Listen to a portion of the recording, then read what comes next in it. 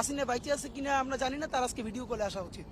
কারণ গত 15 বছরে এমন অনেক রেসপন্স আছে যেটা একজন ইউনিয়ন পরিষদের মেম্বার দেওয়া উচিত, যেই কথাও খাটে না সেটাও হাসিনা বলছে। আর এখন এত কিছু হইতেছে, তার লোকরে পিটাই মিটিয়ে তার বাপের বিল্ডিং ভাইগা ওইখানে আওয়ামী লীগের অফিসে পোলাপান শীষ করে, তাও সে কিছু বলে না। এটা এত ভালো তো ভালো না, এর মানে সে বাইচে আছে কিনা এটা প্রমাণ করার জন্য তার ভিডিও কলে আসা উচিত। আমরা আপনাদের মতো অনুরোধ জানাই। এই জন্য হইলো তার রাজনীতি আর নাই আসলে।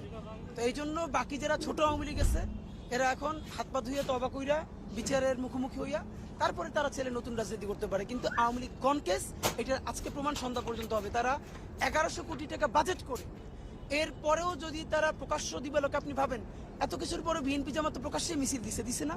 তো এইখানে একটা প্রকাশ্য মিছিল আসতে বলেন না আওয়ামী লীগ, এখানে না। আপনার মাধ্যমে বলতে চাই, তারা সারা ঢাকার যে কোনো জায়গায় প্রকাশ্যে মিছিল করবে।